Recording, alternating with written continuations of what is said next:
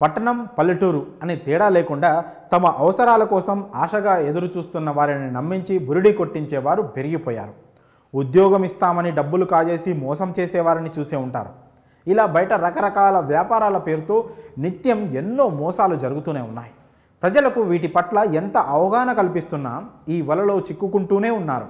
ఇప్పుడు మోసపోయిన వ్యక్తి కథ వింటే మాత్రం నోటి మీద వేలు వేసుకుంటారు. ఇలాంటి మోసాలు కూడా జరుగుతాయా అని ఆశ్చర్యపోక తప్పదు.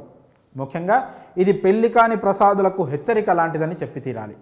హిందూపురంలోని ఓ వ్యక్తి దగ్గర లక్షలు కాజేసి పెళ్లి చేసి మరీ బురిడి కొట్టించారు పెళ్లిళ్ల బ్రోకర్లు. అసలు ఏమైందో పూర్తి వివరాలు ఇప్పుడు చూద్దాం. హిందూపురం మండలం రాచపల్లి గ్రామంలోని వేమారెడ్డికి 40 ఏళ్ళు వచ్చినా పెళ్లి సంబంధాలు కుదరడం లేదు. దీంతో అతను పెళ్లిళ్ల బ్రోకర్లపై పూర్తిగా డిపెండ్ అయ్యాడు. అటు తన పెళ్లి చూడాలన్న తన తల్లిదండ్రుల కోరిక తీర్చేందుకు చివరికి ఊరు కాని ఊరు కూడా వెళ్ళాడు ఆ వ్యక్తి.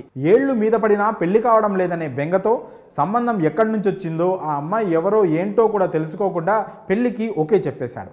భీమవరం పట్టణంలోని సత్యవతి నగర్కు చెందిన నీలపు బాల అనే మహిళతో సంబంధం కుదిర్చారు పెళ్లిళ్ల బ్రోకర్లు.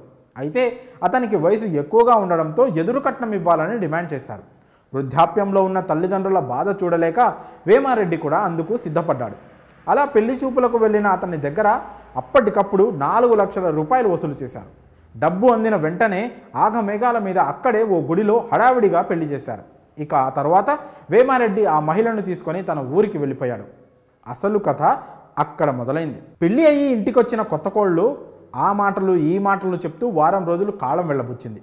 ఓ వారం తర్వాత తన తల్లిదండ్రులకు ఆరోగ్యం బాలేదని ఉన్న పలంగా భీమవరం వెళ్లాలని పట్టుపట్టింది. కానీ పెళ్లికి ముందు మాత్రం తనకు ఎవరూ లేరని వాపోయిందంట ఆ మహిళ. దీంతో వేమారెడ్డికి అనుమానం వచ్చి నిలదీయగా పంపించకపోతే సూసైడ్ చేసుకుంటానని బెదిరించింది. సరే నీతో నేను వస్తాను అని ఆమెను తీసుకొని భీమవరం బయలుదేరాడు వేమారెడ్డి. తీరా స్టేషన్కు వెళ్ళిన తర్వాత మరో కొత్త డ్రామా స్టార్ట్ చేసింది. నాతో రావద్దని గోల చేసి అతని నుంచి పారిపోయింది.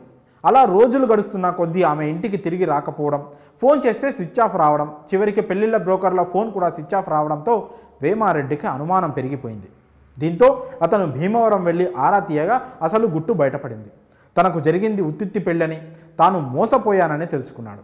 తనకు జరిగిన అన్యాయంపై బాధితుడు హిందూపురం రూరల్ పోలీస్ స్టేషన్లో కంప్లైంట్ చేశాడు. పెళ్లి కాని ప్రసాదులుగా ఉన్నా పర్లేదు కానీ ఇలా పెళ్లిళ్ల బ్రోకర్ల ఉచ్చులో పడొద్దంటూ వాపోయాడు వేమారెడ్డి.